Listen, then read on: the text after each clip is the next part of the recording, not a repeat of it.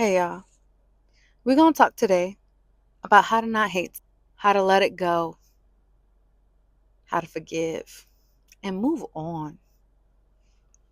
We're gonna figure this out together. But first and foremost, hi, I'm Say. Here, you gonna love it here. Let me be clear about a few things first. I'm gonna say some things that's gonna trigger people. You either wanna take it or you don't wanna take it. Point blank. I am not a white lie sugarcoat. I might lay it on you easy ish, but it's always going to be the truth and it's always going to be out of love. Always. Sometimes when people are offended, it comes off a little harsh. I got to say it in a way that I know you're going to receive it. Sometimes that's blunt. I don't take subtle hints well, so I don't like to give them. I don't like that. God got a funny way of putting me back on track when I lose focus. And that's with the downs. I've been down so many times in my life that this time it doesn't seem that bad because I already learned how to survive it. You know, anything I talk about here, I've been through. We're going to talk about forgiveness.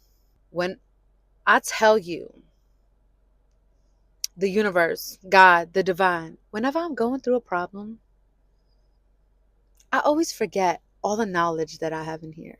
I've been self studying psychology since I was 13. I'm 36, just turned 36. And I read all the time. I love to learn. It's just in me. I love learning. I love growing.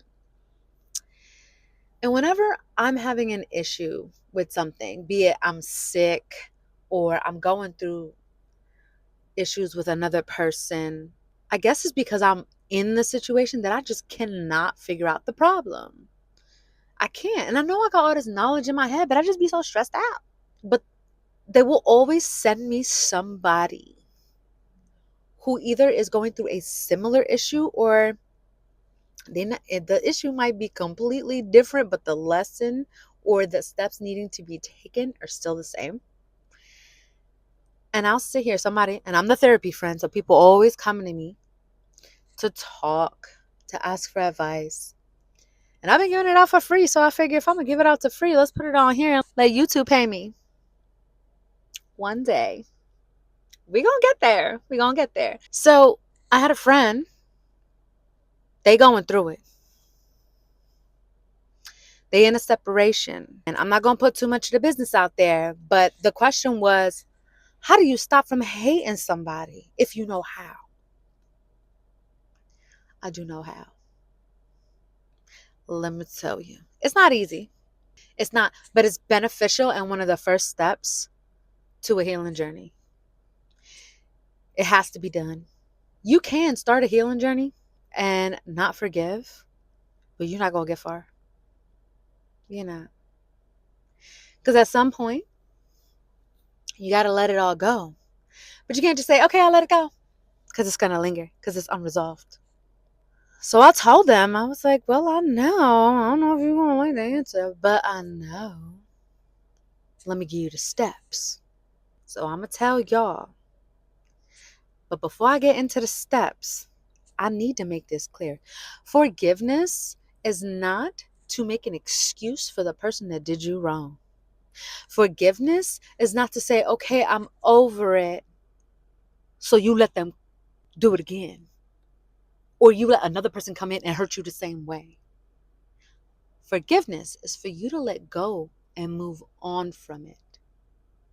Not just from that person or that situation, specifically for you to let go. And when you let go of something, you no longer accept it. You level up. You take those boundaries because you just learned a lesson. Every lesson is to teach you a new boundary you need to set for yourself.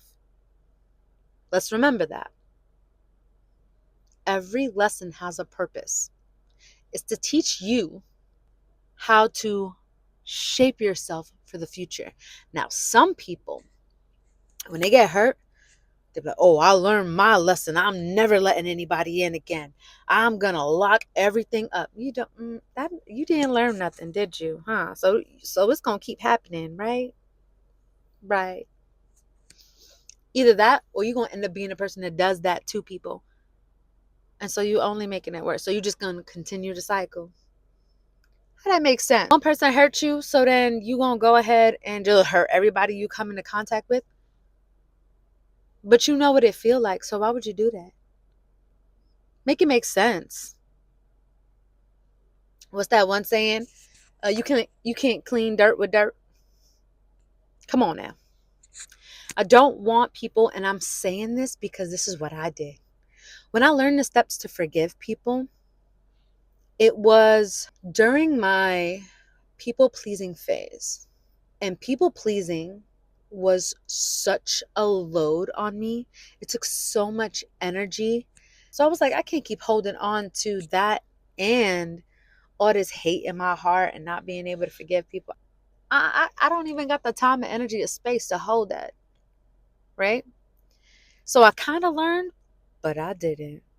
What I did was I was forgiving people and I was doing it in a sense of like, it's okay. I understand that you didn't know any better. It's okay. But it wasn't okay. And I kept telling people that it was okay because I understand. I understand now. I got to heal from it. I got to look at it. I understand why you did what you did. It hurt, but I learned from it and I grew. But I didn't really learn nothing because either I would let that person back into my life, obviously not at the same level of title, or someone new would come in and do the same thing. So I didn't learn my lesson because I wasn't setting the boundary. So I don't want y'all to do this. Remember, the lesson is to shape you for a new boundary. Okay? It's like unlocking a level in the game. And you get all this new equipment when you unlock the level, like you get all these bonus items. Yeah, that's what it is. It's new tools for you to use as you move forward. So let me give you the steps. I think it's 5. It's probably 6. I never actually sat down and counted out. Let me help you. I went through it for a reason. Let me help you.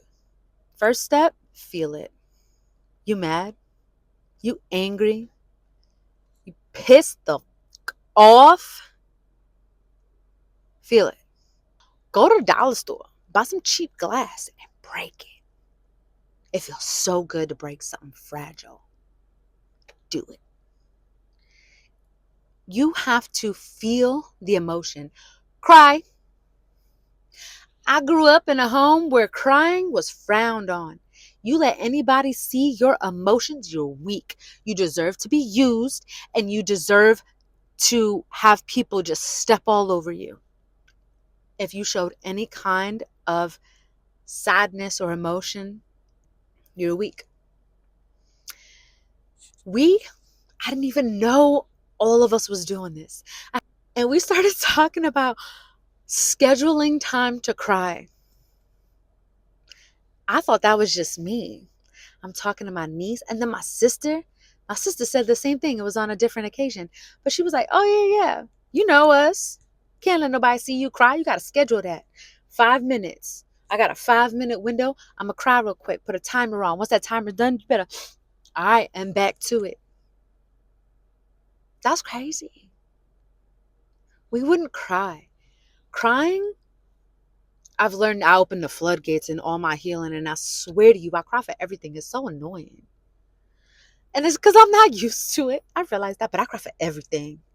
And I'm like, come on now, get it together. What are you crying for? I have to be kind with myself and remind myself that I bottled up emotions for years. So it's just coming out. And one thing I learned, ain't nobody in the world can bully me. Ain't nobody in the world can hurt my feelings. Go ahead, give it a try. I dare you. With the family that I had, you can't hurt my feelings. You can't. You don't even know me. So anything you say is going to be false. And if you did know me and it hurt, it's probably true. I'm going to look into that. It might not be, but I'm going to look into it because if it hurt me, it might have a little bit of truth in there, and then I'm going to have to go figure that out. And then once I figure it out, I'm going to be good. I know how to be real with myself.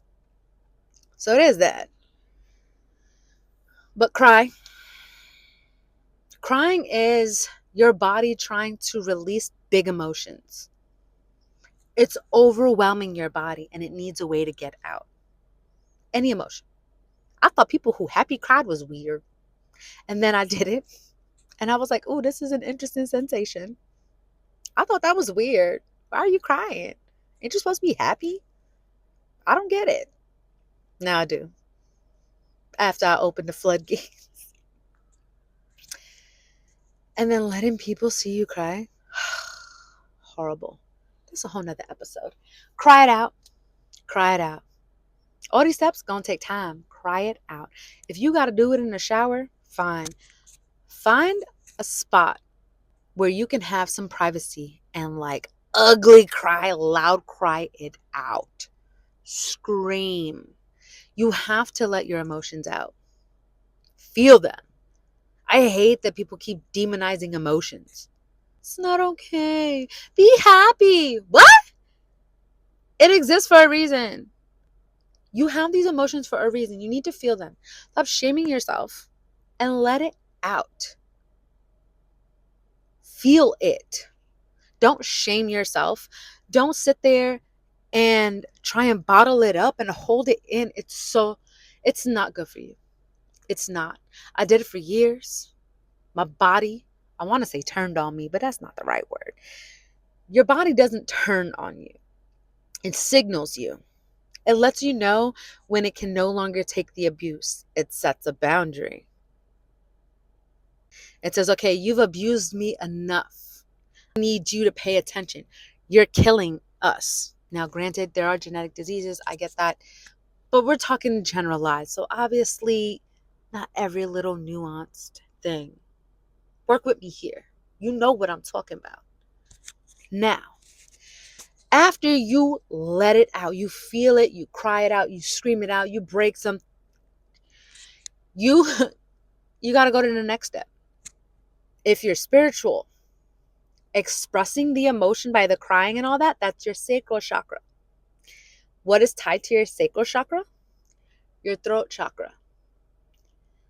So now you have to express it.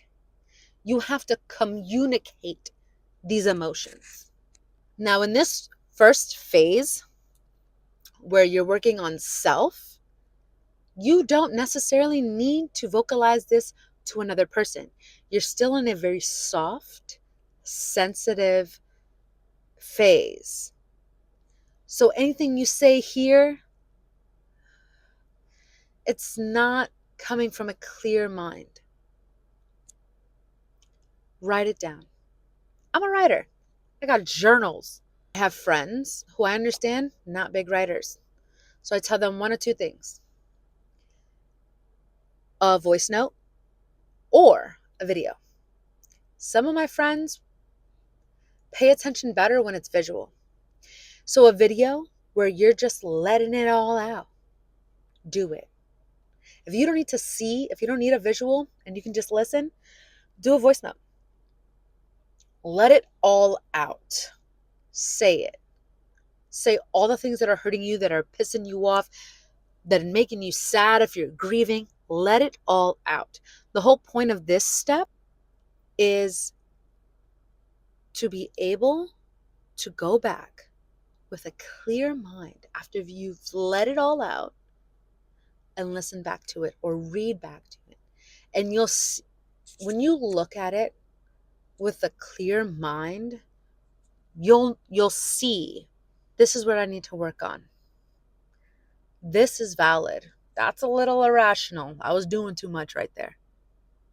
But this is valid. This shows a lot of pain. It helps you with the next step. Ask why. Why do I feel this way? It's always a trigger. Anytime you have big emotions, happiness included, it comes from somewhere. What's the trigger? I think it is equally as important for us to pay attention to our happy triggers as well. So when you're feeling extremely happy, joyful, grateful, I'm a firm believer that you should do this as well, because it programs your brain to seek out those things that bring you joy and that make you happy. And when you reprogram your brain to seek those things out, you see life from a new perspective. And that's how you grow. Always changing your perspective. That's what helps you grow. It lifts you out of the slums. I promise you. I used to be homeless with kids, toddlers. I was living in a house with no electricity and no running water with toddlers. I was at a low. I was couch surfing with toddlers. It teaches you to slow down, look at things from a different perspective, and when you start to be able to see the world in a new shifted mindset, it can take you so far. So let's remember that. You're going to go back and you're going to review. Yes. Okay. After a certain number of whys, and you'll know. Answer the whys. Whether you got to write it down, do the video.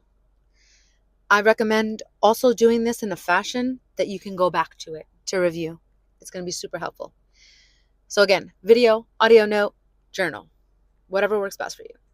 And then you're going to ask, where did that come from? You're going to ask a few more whys. Then you're going to ask, who taught me that? Or where did I get that from? What moment in my life taught me that that's how I need to respond? Never stop asking why. The key to healing is to remain curious. That is going to help you to better understand yourself. You're going to have to be honest with yourself too. That's first and foremost. If you can't be honest with yourself, you ain't going to make it. Survival of the fittest. You cannot fake it till you make it all the way. In some aspects, I'll disagree with that statement. Confidence, for one. Sometimes you gotta fake it until you feel it. But in being honest with yourself, you have to be able to be raw and honest with yourself and say, okay, I was wrong. Or this actually stems back from back here. This is why what this person has done or what's happened in this situation is pissing me off to the point where it's just eating me up inside, and I hate them. I hate their guts.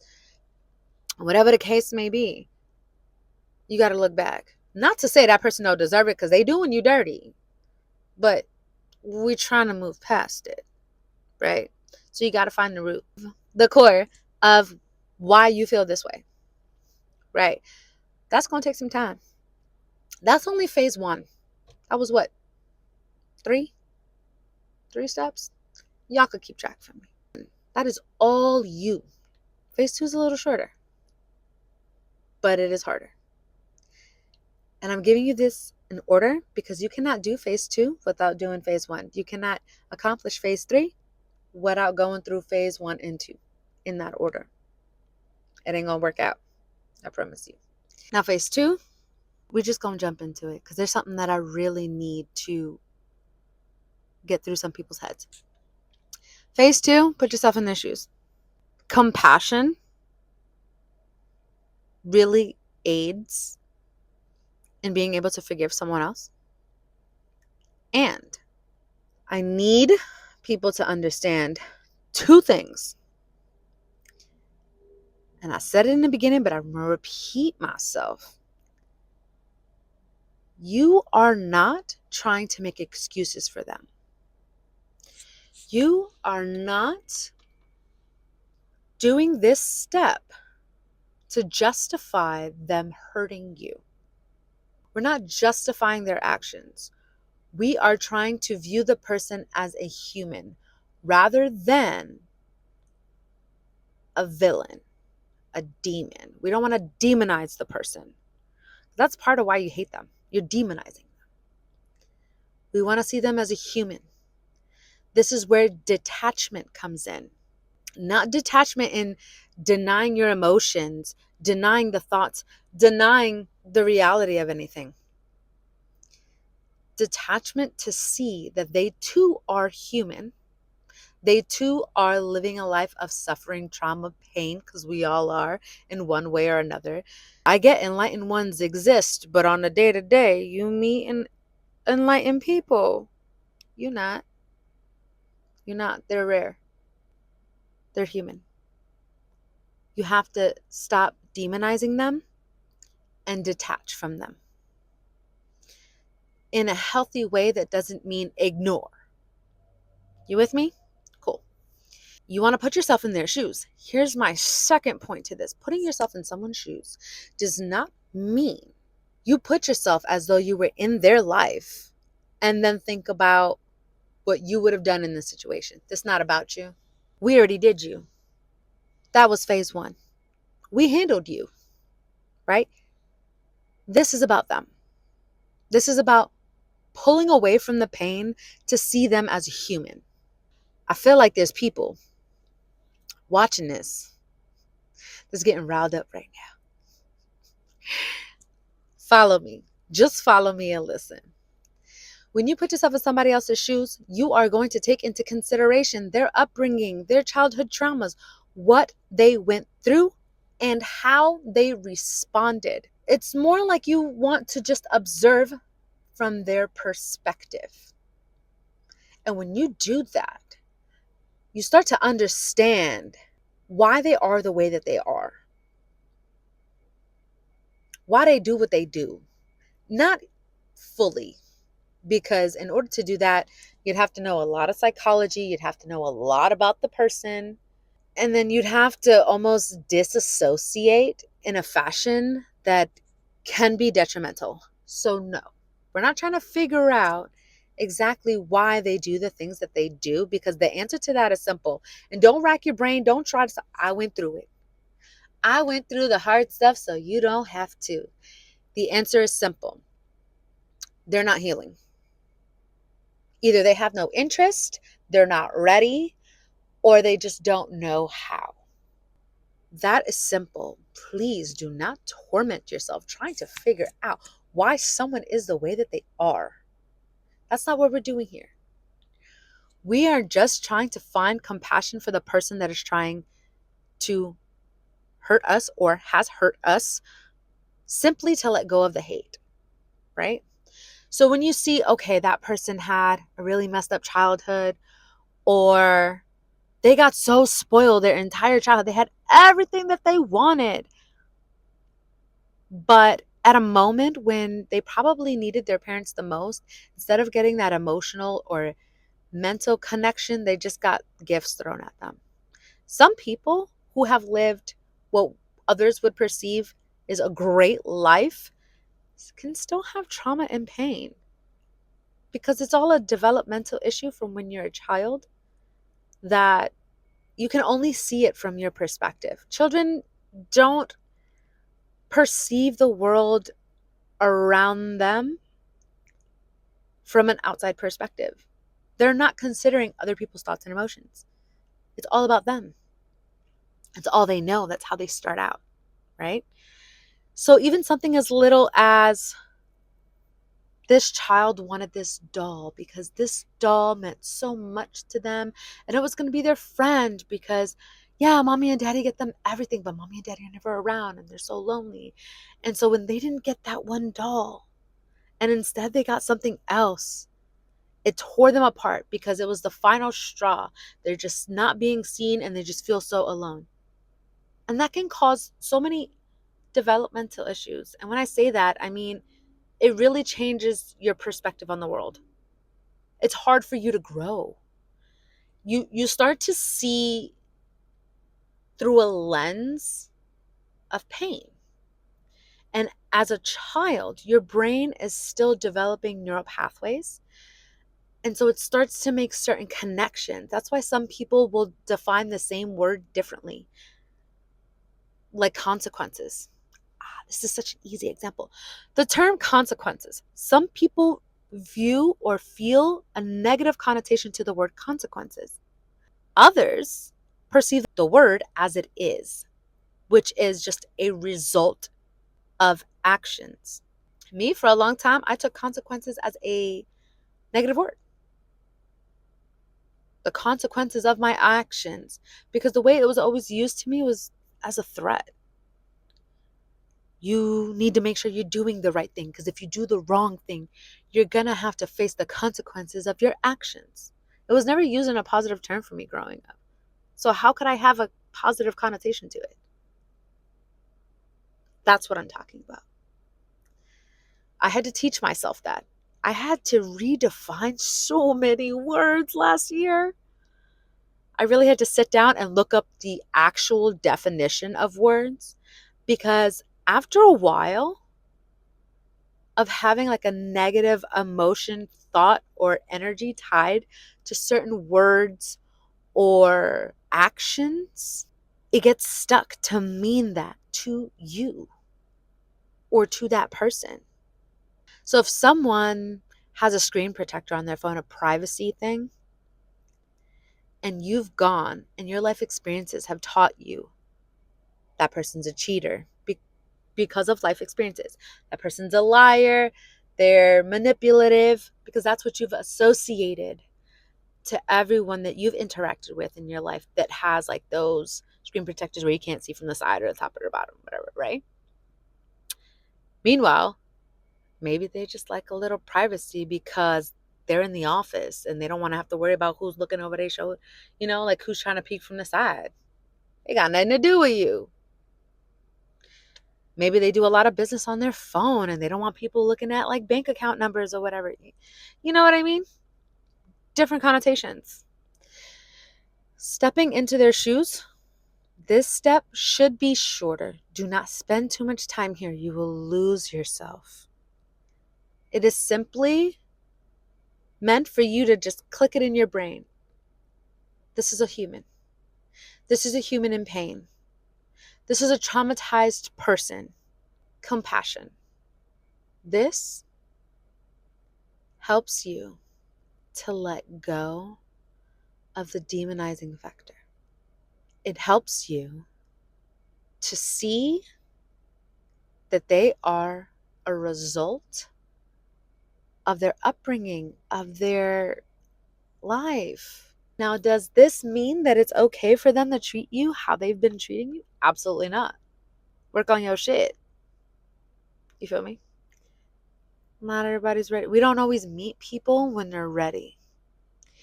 We don't always meet people when they can grasp or understand. Some people will go their entire lives and never heal. They won't hear their stuff because it's too hard. It takes a lot of honesty. It takes a lot of courage. They ain't got the courage. They scared. They weak. That's it, point blank. They weak. If you going through it and you feel offended because I said they weak, that's not me. That's you. That means you know deep down you should be doing something, but you're not. That's you. Take it or leave it. However, if you clicked on this and you actually listening to me, then you are doing something. So you're not weak. You taking the time out to listen and learn. Congrats. Yeah? Yeah. That's phase 2. Now, like I said, with any emotions that come up, big emotions, you want to do that journaling thing. But leave the whys alone. The whys are for you to better understand you, for you to heal, for you to progress and elevate. Don't be beating your head trying to figure out why people are the way that they are. Like I told you, the answer is simple. If you need to write it every time you want to think, why would they do this to me? Why they acting like this? Just write it down. They're not healed. They're not healing. That's not your responsibility to heal them. That's all you need to know. That's the only why you need to know. Okay? But I think it is helpful to either journal or audio, video, whatever, after you do this experience, after you take a moment. Because there's going to be big emotions and you're going to want to let it out. And then you're going to want to reflect on that and see it. And the last step, which is kind of hard for a lot of people, I think, but I've learned that if you go through phase 1 and phase 2, it makes it a little bit easier. Third step, look at it from an outward perspective. And that's why you have to keep track of everything. That's why you have to write everything down, or the other stuff, because you need to go back. And I want you to think in the terms of phase 1 is not me. Phase 2 is not this person that I know. These are strangers. Ever been with your friends and they get, like, they're a couple and they get into an argument right in front of you, and you just sitting there and you're just watching, and you're not saying nothing, but you already see where they went wrong. But you watching the show. Like, I hope they remember I'm here so they can stop. But also, damn, this getting kind of good. I don't like drama if I'm in it, but I like to watch it. I know. I can't be completely healed. I gotta have a little bit of, toxic stuff to keep it fun and interesting. Once you see your friends arguing, you already know where it went wrong. You already know how to solve the problem. They still going in 30 minutes. And then they turn and look at you like, who's right?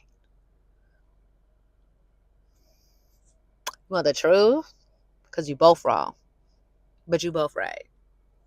In all my experiences, helping other people and in my own life experiences, I find both parties are wrong and right at the same time. It's very rare. I don't think I've ever come across a situation where one person is at full fault. No, never seen it. Don't think it exists. You got to take accountability for your part in everything that happens. Right. But see it like that. You'll discover so much from taking that perspective. So much about yourself, so much about the other person. And then you'll be like, damn, I was wrong. I was wrong for that. Ooh. Yup. Accountability. Being honest with yourself. You gonna see it. Especially when you take yourself out of it. And if you like me and you like the drama, but you don't like to be in it, it's kind of fun to disassociate a little bit, to see it from our perspective and be like, ooh, this is juicy. Girl, this is your life. What are you doing? But it works. It's super helpful. And that is phase 3. And again, journal, voice notes, videos, whatever works, so that you can revisit. The last step is to make a decision. We all choose our lives. And I know that's going to trigger a bunch of people. We choose our lives, though, for real. We do. You make a choice to hold on to hate. You make a choice to continue to repeat certain patterns. Hey, y'all. I had a little audio mishap, so I'm going to redo that last part. So where I left off, I was saying that you have to make a choice. We all make choices into how our lives move forward. So yes, things affect us in life, but ultimately we decide what we choose to continue and what we choose to heal from, what we choose to leave behind.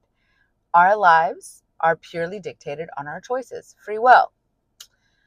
I'm not saying they're only dictated by that. Obviously, there are factors in life, but what you do with what you are presented with, that's the choice. So, last factor is a choice on whether you want to keep messing with this person. You want to keep them in your lives. How do you want to go about that? Or maybe it was never a question of should you let the person go, and more so just trying to understand why this particular situation has upset you. So then you want to dive into, do I want to sit with this energy? Do I want to hold on to it? Or do I really want to resolve it, to finally let it go? Let me heal from it. Let me set the boundary, and that be that. Really think about the outcome and make sure that you're okay with that. And even if you're not, I've given you all the steps for you to process those emotions. For instance, I had a situation where all I did was vocalize my feelings, and I lost a really lifelong friend. No conversation, no nothing.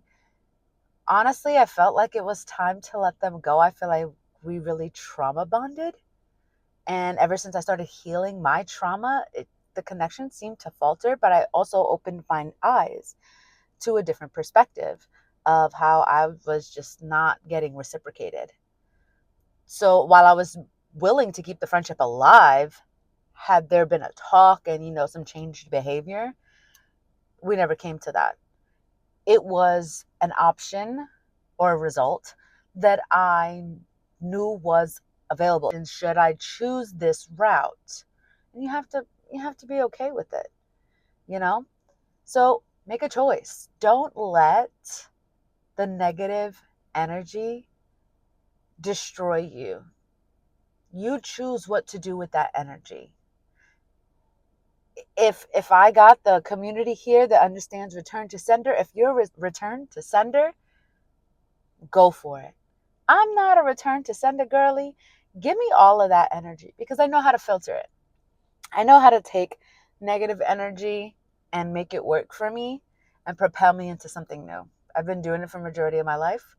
Honestly, I love it because it's like extra energy that I didn't have that now I get to use to propel me forward. A choice. That's all it takes. That is the last step. And honestly, sometimes one of the harder ones. I can't tell you how many times I've tried to forgive someone, one person in particular. We won't go into that. And it took me years of having to revisit and heal. And I kept avoiding forgiving this person because I felt their slight to me was unforgivable. And eventually I got into a point in my healing where it just needed to be done. And even though it took me years to do it, I got to a point in my healing where I was finally able to do it. So it's definitely doable, definitely a journey. This is a place of support. Come here if you need it. Always open for support. I'm trying to build a community here to teach everyone, but also I never assume that I know anything. I am always learning, and I'm sure that I can learn from you guys. So let's build this community and let's come together. If you're listening on Spotify or Apple Podcasts, please subscribe, give me 5 stars. Let's keep this thing going. I want to be able to keep teaching you guys. And just, again, foster community. If you're watching on YouTube, like and subscribe. I'll be here with more content weekly. Follow me on Instagram, TikTok, Facebook. I'll be uploading daily life reels on just natural habits, quick messages from source. Okay, love you. Bye.